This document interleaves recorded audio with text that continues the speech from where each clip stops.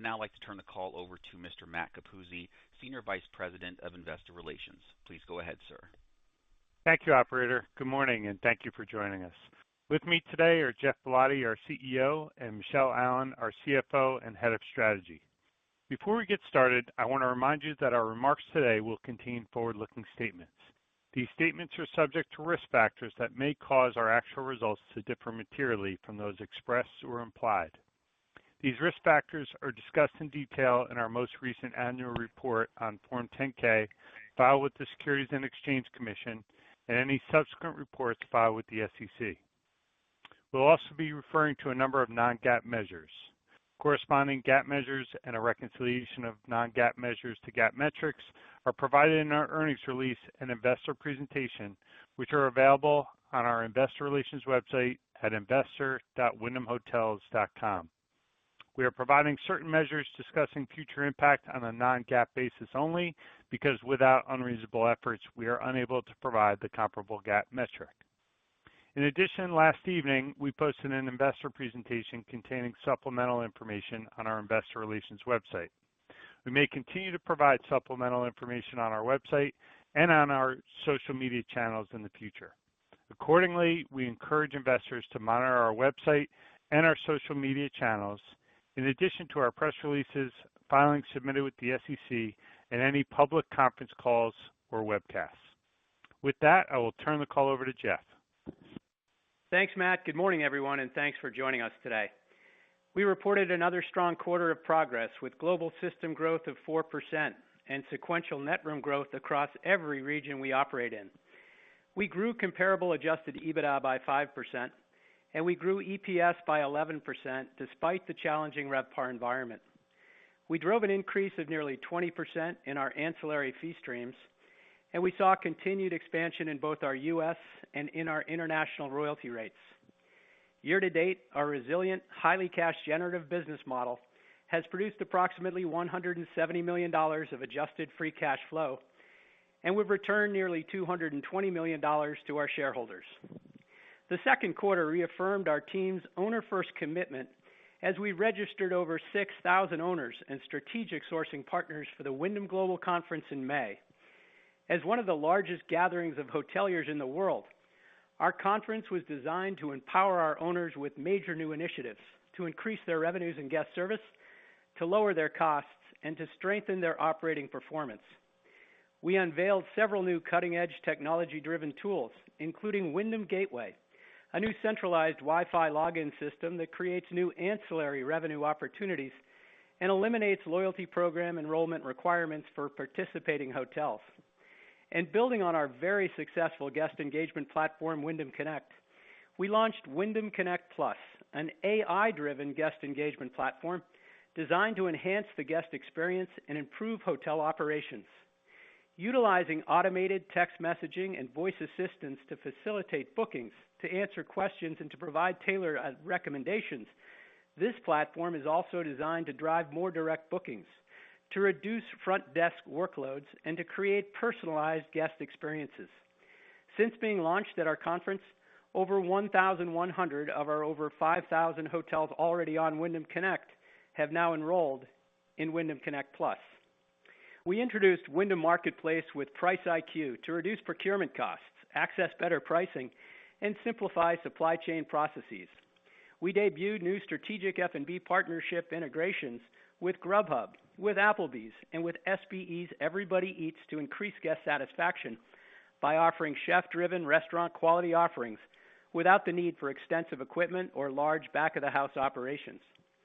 We launched affordable, high-quality insurance programs through a partnership with Hub International to provide tailored solutions to improve coverage and lower costs at a critical moment for franchisees amidst rising insurance premiums. And we introduced Wyndham Rewards Experiences, leveraging partnerships with world-renowned sports and entertainment brands like Madison Square Garden, Radio City Music Hall, and Minor League Baseball, allowing our 120 million members to use their points to bid on premier live events, as well as unforgettable, once-in-a-lifetime memories. Franchisee satisfaction with what they learned and how they believe this conference will improve their business was higher than in any past conference, as was their confidence in the years ahead. And last month, we released our first annual Hotel Owner Trends Report, a multi-month effort which surveyed hundreds of developers and owners from the United States, Canada, and the Caribbean. The results reveal an industry full of owners who remain confident in its resilience and long-term growth prospects.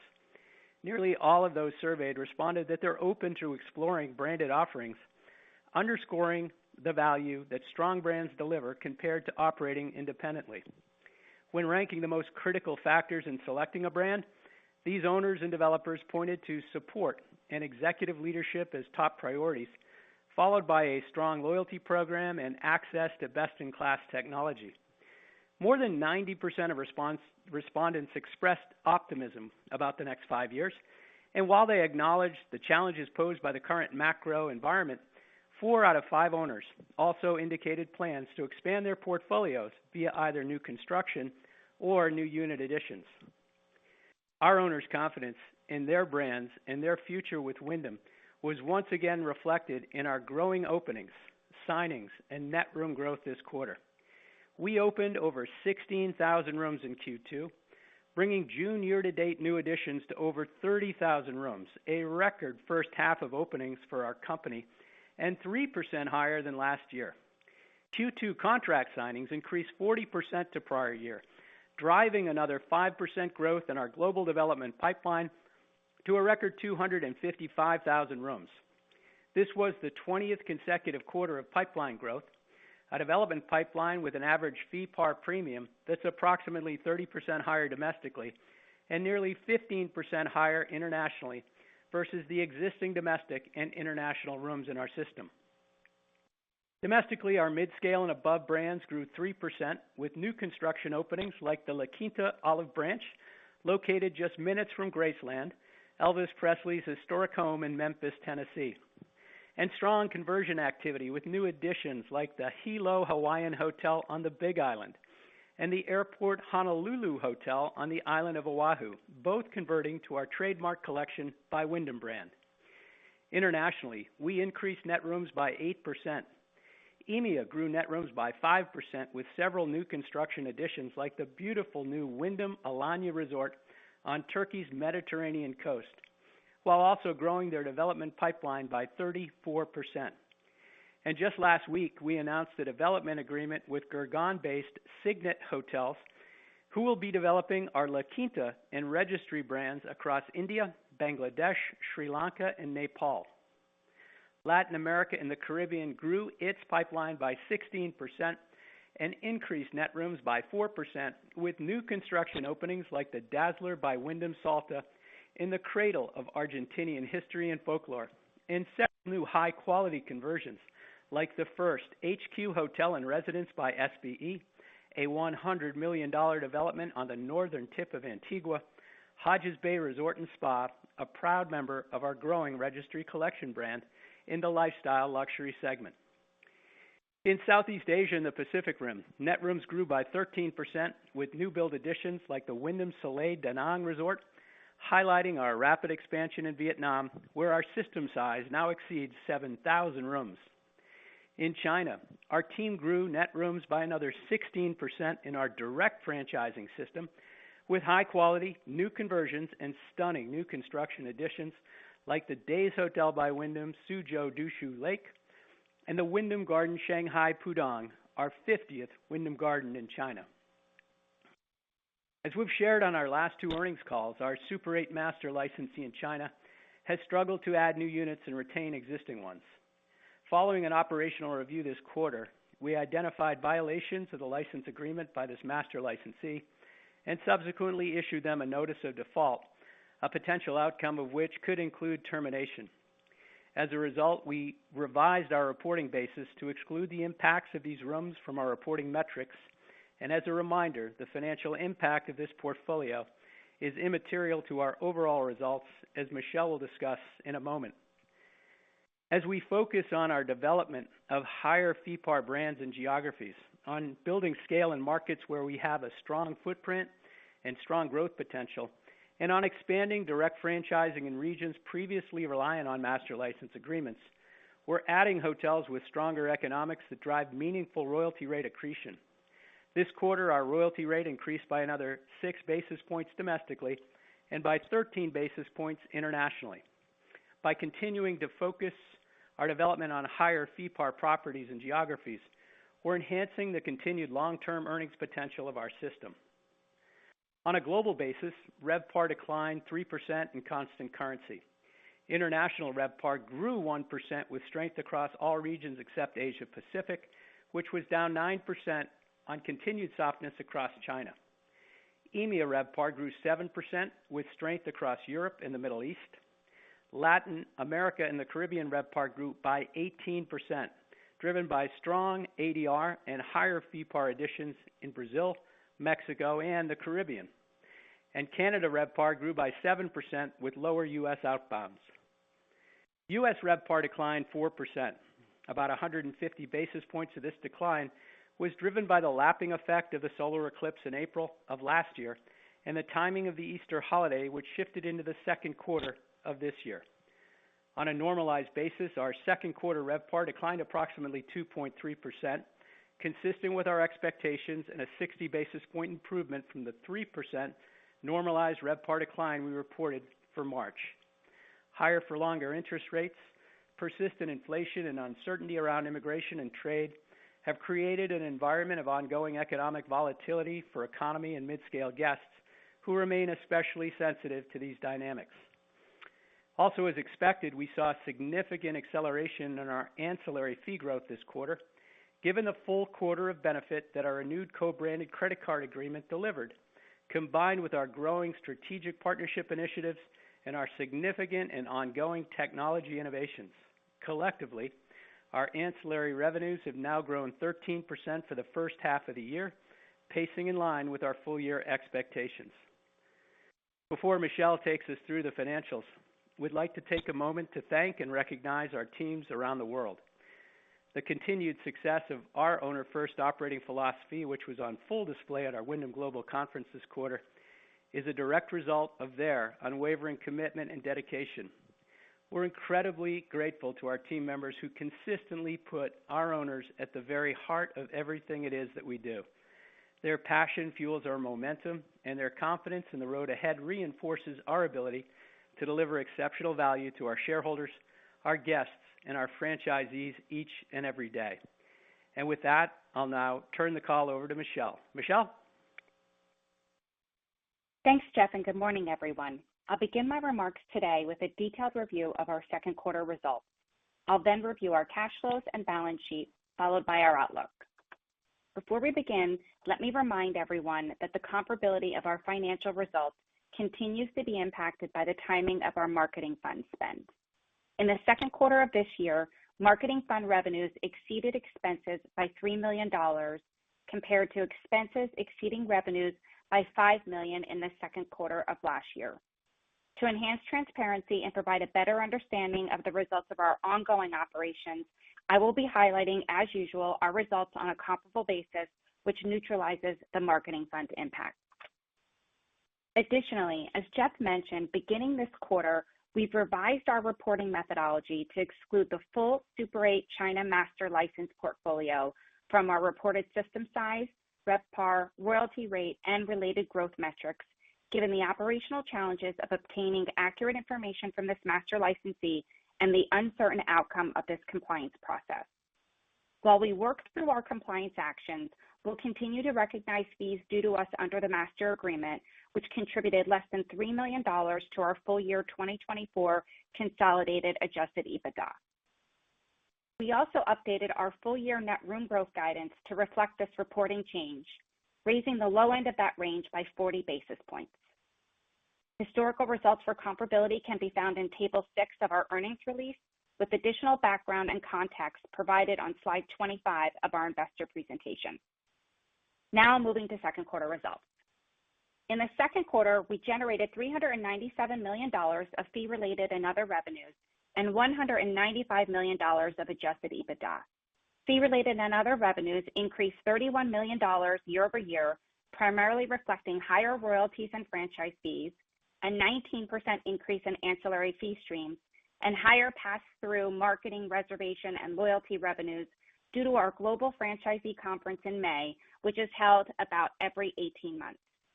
The increase in royalties and franchise fees reflects system growth of 4%, higher other franchise fees, and royalty rate improvement, partially offset by a 3% decline in global RevPAR.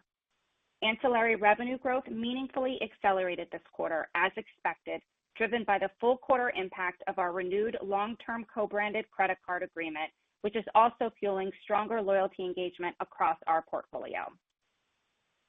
Adjusted EBITDA grew 5% on a comparable basis, reflecting our revenue growth, partially offset by higher operating expenses, primarily related to the growth in our credit card program and the absence of insurance recoveries recognized in the second quarter of last year. Adjusted diluted EPS for the quarter was $1.33, up 11% on a comparable basis, driven by our EBITDA growth, the benefit of share repurchases, and lower depreciation and amortization, partially offset by higher interest expense. Adjusted free cash flow was $88 million in the second quarter and $168 million year to date, with a conversion rate from adjusted EBITDA of approximately 50%. At our current trading levels, our adjusted free cash flow yield of 6% remains the highest in the lodging sector. Development advance spend was $23 million in the second quarter, bringing our year-to-date total to $51 million. We continue to see an increased appetite for our brands, with global openings up 3% so far this year, and we're happy to put our excess cash to work in order to position us in key markets and high-demand locations that attract fee-par accretive properties into our system. We returned $109 million to our shareholders during the second quarter through $77 million of share repurchases and $32 million of common stock dividends. Year to date, we have now repurchased 1.7 million shares of our stock for $153 million. We closed the quarter with approximately $580 million in total liquidity, and our net leverage ratio of 3.5 times remains as expected at the midpoint of our target range. At this leverage ratio, our current outlook implies up to $550 million of capital available for deployment this year after dividends. Of that, we've earmarked $110 million for key money, leaving nearly $400 million for share repurchases or strategic transactions. Through the first half of the year, we've deployed about $200 million, largely taking advantage of a depressed stock price, leaving ample capacity for additional capital return or opportunistic investment in the back half. Turning now to outlook. As we've already mentioned, our net room growth outlook is now 4 to 4.6%, up from 3.6 to 4.6%, to reflect the removal of our Super 8 master licensee in China. We are also raising our EPS outlook to a range of $4.60 to $4.78 to reflect the impact of second quarter share repurchases. This outlook is based on a lower diluted share count of 77.8 million shares and, as usual, assumes no additional share repurchases or incremental interest expense associated with any potential borrowing activity to maintain our leverage at 3.5 times. We are reaffirming our expectation that full-year constant currency global RevPAR growth will range between down 2% to up 1%. As we shared last quarter, we purposefully set a wider range to account for ongoing volatility and uneven demand across markets, and we continue to believe that range remains appropriate today.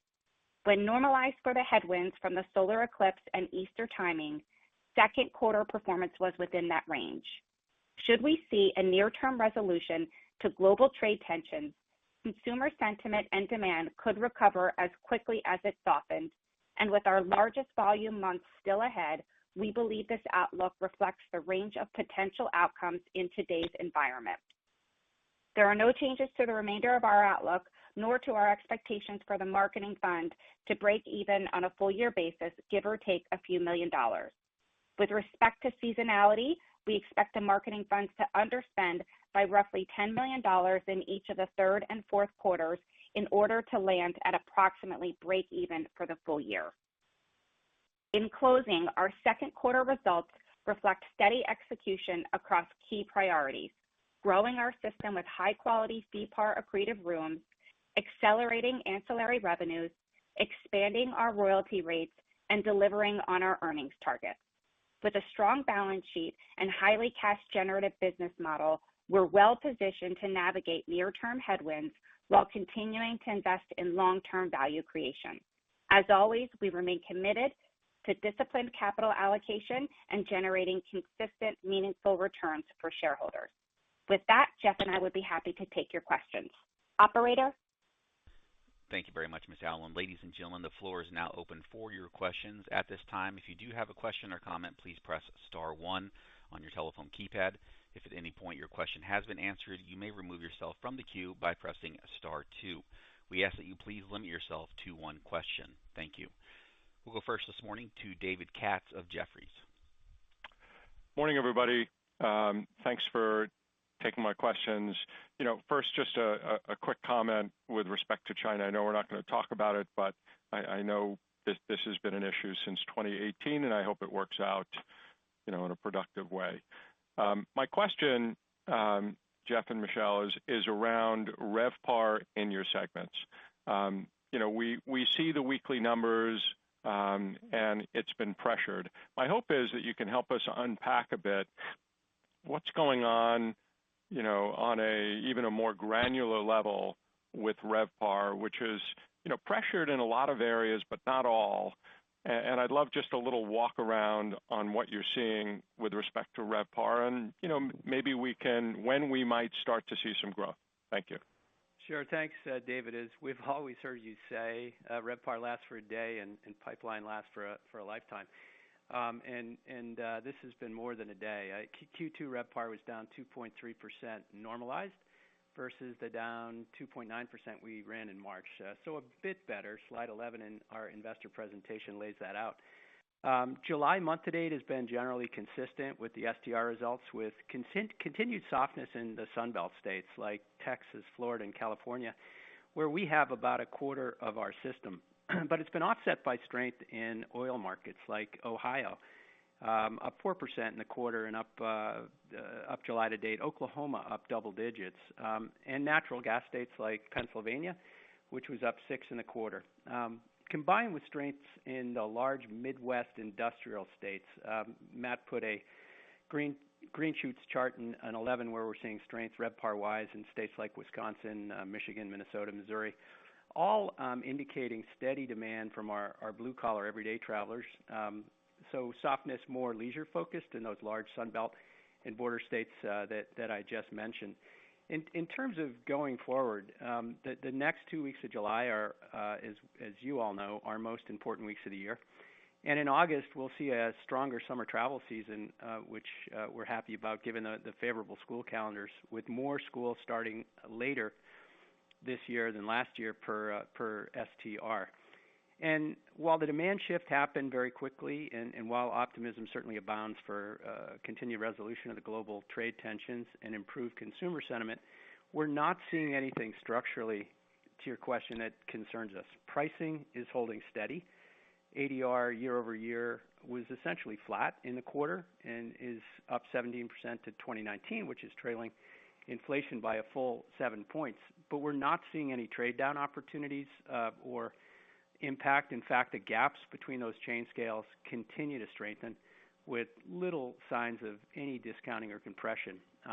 If you just look at the last quarter, $50 gap between economy and upper mid-scale, it's now over $65. And the $80 gap last quarter between upper mid and upper upscale has moved up as well. So nothing structurally that concerns us. Our most booking lead times of late is essentially flat to last year. The average lengths of stay are consistent with last year, in fact, up about 3% to pre-COVID. And our cancellation rates have actually improved somewhat over the last year by about 60 basis points. Economy is still, humming. Our guests are more employed. They have healthy balance sheets and household incomes that continue to strengthen. Each month, David, we run internal research on our guests that point towards more optimism on travel intent and less concern about economic worries than both last year and even last month. And we look at all the research we get our hands on, syndicated research that's out there, and we continue to see consumers with more plans to travel the next 6 months. I think it was 94, 95%, up from 89% in the first quarter. Consumer spending on travel is continuing despite the macro headlines, and we remain optimistic that RevPAR, long-term 2 to 3% Smith Travel, domestic RevPAR CAGR is going to return, especially given the historical low levels of supply that we've been seeing. I do say that. Appreciate the credit and the answer. Thank you. Thank you, David. Thank you. We'll go next now to Brandt Montour of Barclays. Good morning. Thanks for taking my question.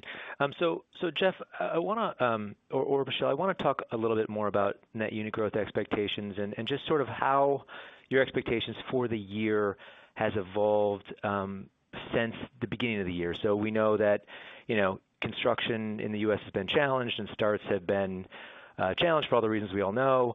But has the mix shift for your expectations changed between starts on new construction opening versus conversions, and how are those sort of pieces evolving throughout the year for you? Great. I'll start and then. Thanks, Brandt. Well, go ahead, I'll Jeff, start start. and then Yeah. talk about outlook for the year. I mean, Brandt, our near-term optimism just continues to grow from an openings and executions and a pipeline start, and certainly a net room growth, both domestically and internationally. And we are, just a high level on openings. We have been so happy in terms of the accelerating net room growth and the higher FeePAR segments that we've continued to see.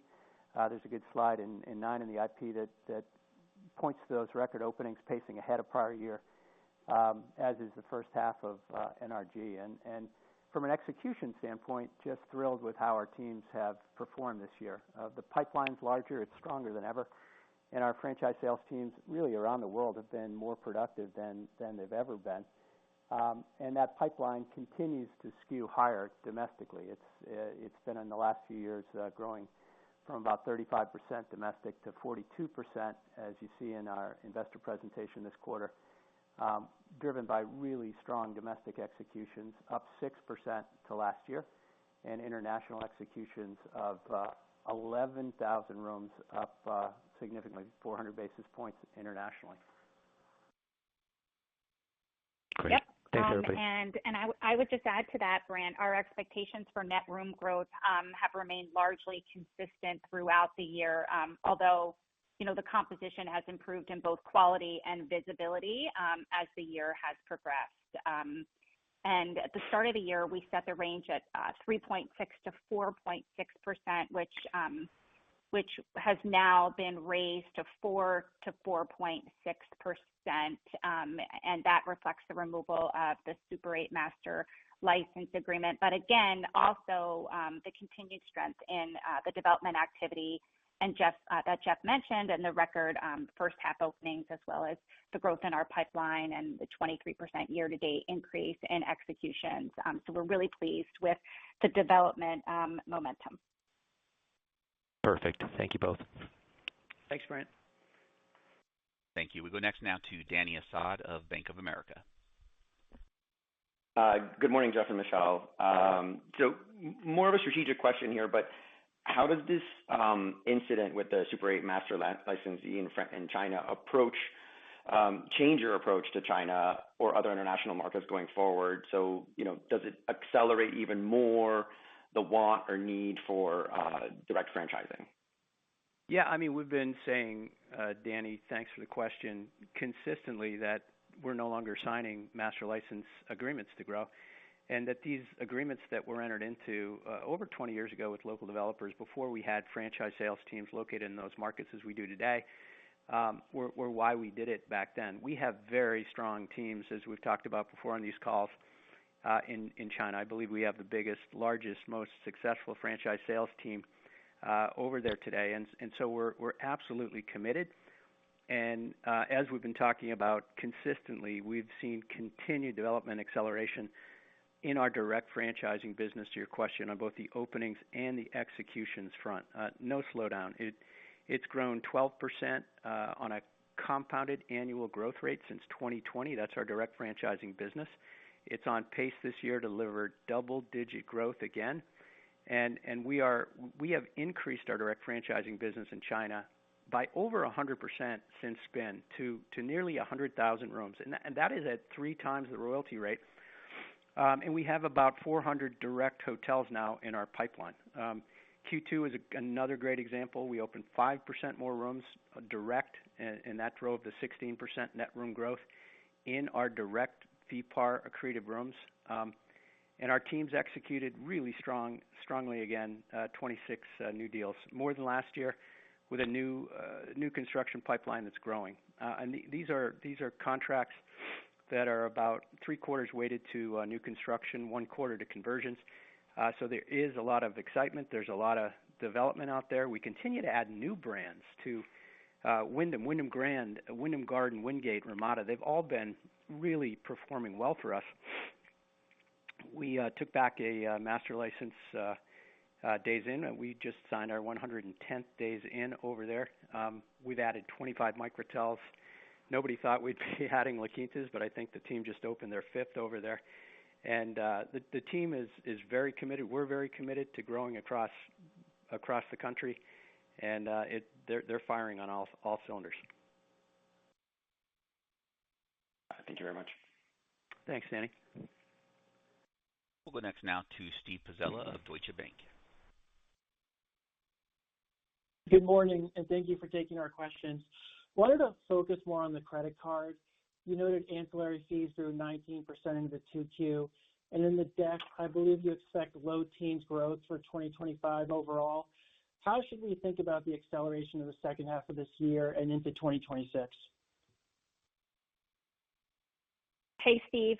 We were really, really pleased with the performance of our ancillary revenues in the second quarter. They were, as you mentioned, up 19%, right in line with the acceleration that we had expected. And a large portion of that growth came from our co-branded credit card program. In the first half, we saw a 5% increase in new accounts alongside a 2% lift in average spend per cardholder. These are really strong indicators of engagement, and we expect that momentum to continue throughout the remainder of the year. On a year-to-date basis, we're at that 13%, which again is right in line with our low teens full-year expectation. We expect the back half is going to produce similar results. Okay, great. Thank you. Thank you. And we'll go next now to Lizzie Dove of Goldman Sachs. Hi there. Thanks for taking the question. I just wanted to ask about the key money environment, what you've been seeing recently, whether it's gotten more competitive, whether more kind of money per deal has been required now. Thanks. Hi, Lizzie. I'd say it's pretty consistent. We're really pleased with how successful the teams have been penetrating the mid-scale and above space, bringing in higher FeePAR deals, strategies working, and we can't think of a better place. We're really thrilled to be putting some of our excess free cash flow to work here. Our openings are up 4% year to date. Our contract signings are up again, that 23% year to date. We're at every table, and this tool is helping us win deals. The Dan deals this year so far have brought in FeePAR that's 36% higher than our existing system. So there's real value in this money that we're deploying, and I think it's a pretty consistent environment. Thanks. Thank you. We'll go next now to Michael Bellisario of Baird. Thanks. Good morning, everyone. We're surprised you're on this call, Michael. No number 3. No, not yet. Patiently or maybe impatiently waiting. Jeff, you haven't talked about Echo Suites yet. Maybe just what's the latest and greatest there in terms of signings and starts for that brand, and then also maybe just the latest update on the growth trajectory for the brand with your multi-unit owners who are the initial developers versus maybe thinking about doing more one-off deals going forward. Thanks. Sure. Yeah, we're doing more one-off deals. The team continues to execute. And when you look at the new construction executions, which were up, If I talk broad pipeline up 9% to prior year, driving that new construction pipeline, which I think a lot of folks think is slowing down. It's not for us. Our new construction pipeline is up 4% year over year, a record 1,500 hotels. Echo played a role in that. Our new construction Echo pipeline this quarter grew another 3% to prior quarter. We signed 1,600 new rooms with those individual developers. We're at roughly, we're north of 30,000 rooms, and we're growing that pipeline. We've seen recent openings in Texas, Tennessee, Virginia, last week Reno. Oh, and yesterday we just opened another Echo Suites, I hear, in Katy, Texas. Unfortunately, I couldn't be there. But we had new signings this quarter in Oregon, in Utah, in Washington. Again, it was multiple new developers. And we've got nearly a dozen open, another dozen or so under construction, and another 30 sites in active development in really strong markets like coming soon, Sterling, Virginia, Fort Worth, Texas, off the top of my head, Pasadena. Oh, and Naples, Florida. Great new unit that'll be opening there. Performance to date is pacing on track, and we have several of these hotels already achieving a RevPAR index levels of over 100%. They're not all there yet. They're ramping towards that. But what is exciting to us is that these developers are putting mid-scale, upper mid-scale, and in some cases upscale competitors in their market, in their comp sets, as they continue to look to push that average daily rate and RevPAR, and most importantly, extended stay occupancy levels to a level that we haven't seen before in any of our brands. And we've said all along we'd have 300 open by 2032, and with over, I think now, over 280 executed contracts in our pipeline, and that interest in conversations with new developers, both multi-unit still interested, but more so now that the big multi-unit territories are locked down, continuing to express interest to continue to build on a one-off basis. We're feeling very good about that number. And then just one follow-up, I guess, when do you expect to take the brand international? And that's all for me. Thanks. Yeah, we are talking. In fact, we're meeting with our divisional presidents next week about Latin America, perhaps Mexico being the first, but probably in the next year. And we already have agreements in place in Canada. Oh, yeah, that is an international country. Still. Thanks, Mike. Thank you. We'll go next now to Patrick Scholes of Truist. Hi, good morning, Jeff and Michelle. Hey, Patrick. Good morning, sir. Good morning. I'm wondering if you can lay out what you see as the range of the various possible outcomes with the China notice of default. To be clear, I'm not asking, what you see as the most likely or the most desirous, but really, what are the possible outcomes that you see in this current scenario? Thank you. Yeah, Patrick, this is an active compliance process, so I don't think it would be appropriate for us to discuss those details publicly. But we can say, of course, this could lead to a variety of outcomes, including termination of the master. Okay. Is it possible any of those outcomes could end up being a net positive for you folks? Sure. It's just too early to speculate on potential outcomes, but I can definitely see a few paths where this could be a positive for Wyndham, for the sub-licensees, and even potentially for the master. Okay. We'll leave it at that. Thank you. Thanks, Patrick. Thank you. We'll go next now to Dan Politzer of JP Morgan. Hey, good morning, everyone. Thanks for taking my question. I wanted to touch on the net rooms growth. As you know, obviously this is an area where you do have some visibility. How are you thinking about this, the kind of growth rate, as you think about 2026? Is that level 4 to 4.5% achievable? And then any kind of semblance, just given the momentum of Echo Suites that you talked about, on how to think about kind of the breakdown of growth between U.S. and international. And then just similarly, one quick housekeeping with Michelle, for the net rooms growth outlook this year, you raised the low end by 40 basis points, but kept the high end. Were there any kind of changes other than the MFA that just, because it seemed like it would kind of affect both ends of the range? Thanks. Okay, there's a lot in there to unpack. Let me see if I can remember all the questions. I'll start with the last one. I'd say no. Our net room growth outlook today reflects increased confidence as we move halfway through the year. We have greater clarity around production for the year, more visibility, better kind of quality information, and so we feel as confident as ever in being able to achieve that net room growth guidance. And then, which also, by the way, does reflect a 20 basis point increase at the midpoint of the guide as a result of the changes we made for the Super 8 Master licensee.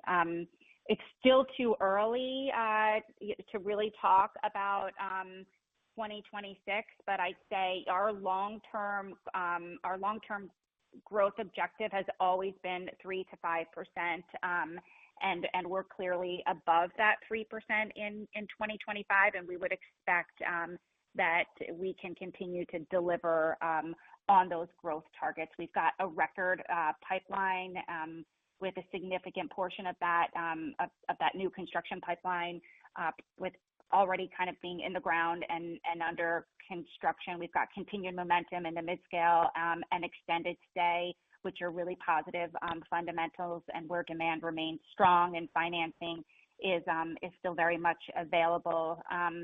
And we've got greater contribution from international markets, but most importantly, higher fee par international markets, again, under that direct franchising base, and again, with more accelerated growth coming out of the higher fee par regions such as EMEA. So we feel like there's really high quality net room growth happening here, and that should continue well into 2026 and beyond. Thank you. We'll go next now to Stephen Grambling of Morgan Stanley. Hey, thanks so much. Two quick follow-ups. First, on Lizzie's question around key money, just given the success here, do you generally anticipate potentially loosening up the purse strings, or I guess in the past you talked about it as an eyedropper to deploy more, or what are the guardrails investors should be thinking about with that deployment? Oh, I hope our development team isn't listening. Jeff has referred to it as an eyedropper. I'd say, we are always very judicious in how we deploy our capital, and we want to make sure that any key money that we're deploying is returning the proper economic value to our shareholders, and any deals would be assessed kind of through that lens. I don't anticipate needing to increase the key money meaningfully beyond the levels contemplated in our current outlook. Our strategy hasn't changed, right? So we still want to prioritize investment in high quality growth and make sure that those returns are meeting or exceeding our hurdle rates. And I think we're fortunate enough to be able to be judicious, but also opportunistic. Thank you. We go next now to Ian Zaffino of Oppenheimer. Hey, good morning. This is Isaac Salazan on for Ian. Thanks for taking all the questions. I think we've covered a lot already, but my question is just on the positive RevPAR trends you're seeing in the Midwest and industrial markets. If you could just touch on, if that mix is being driven by both ADR and occupancy, or is there anything to call out as far as sizing the occupancy uplift from infrastructure? Thanks. It's been more, rate has been, as I said earlier, steady. Our rate in the quarter and rate July to date has been flat to last year. And I think, to the infrastructure point, we are beginning to see some reacceleration in those Midwest states and really across the country in spending. Our global sales, our Wyndham sales, infrastructure room nights that are contracted, we're seeing them pick up. They're up about 3 times what the consumed is, and that's business on the books that's pacing ahead. And if you look at the 8 Midwest states that we noted in our investor presentation, which combined saw a second quarter RevPAR growth of, I think it was over 500 basis points. Over 100 basis points of that was driven by hotels near large infrastructure projects.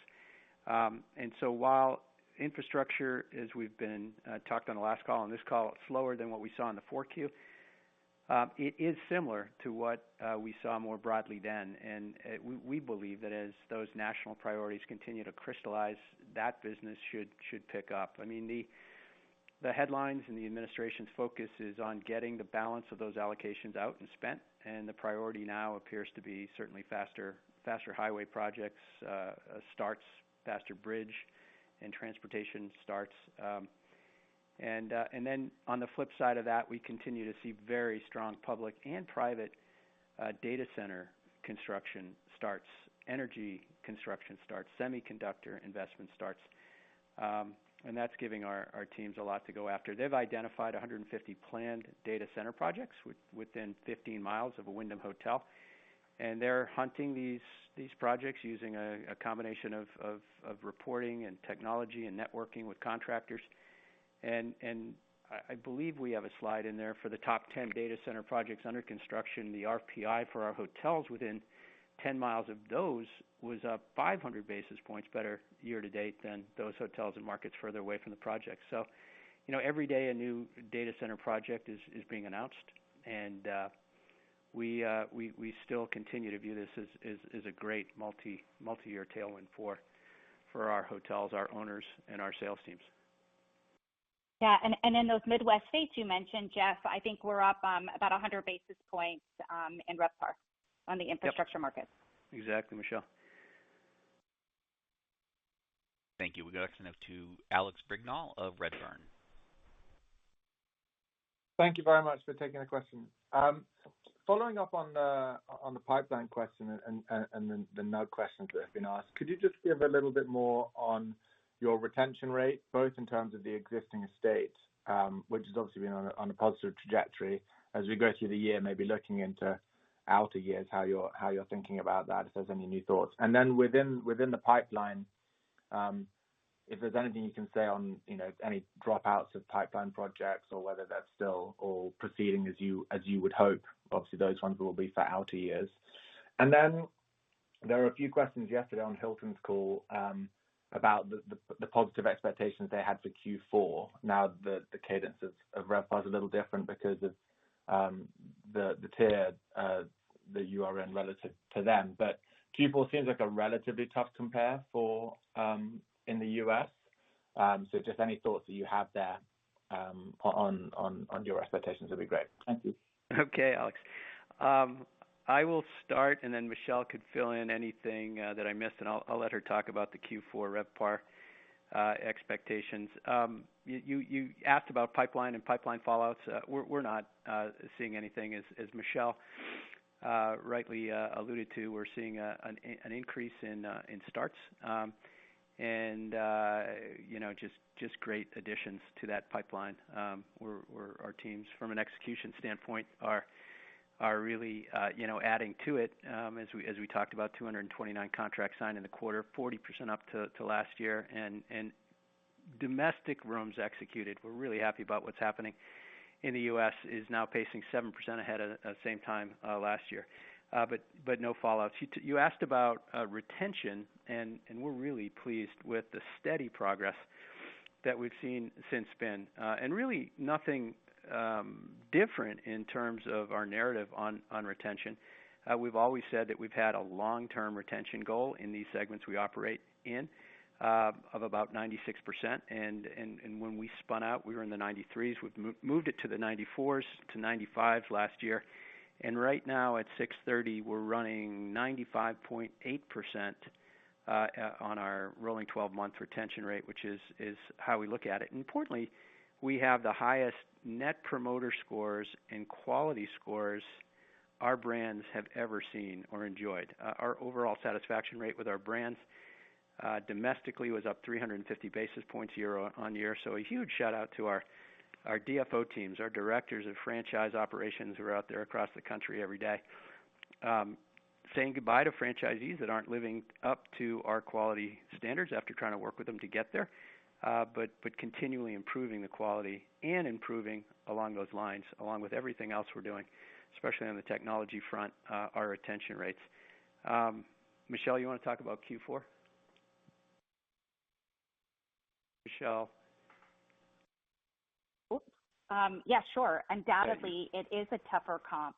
Last year, we benefited from hurricane-related relief efforts, elevated demand that we saw on the Gulf Coast and the Southeast markets. That was about 150 basis points, so that is a headwind to the fourth quarter comp in the U.S., and that's already reflected in our guidance for the full year.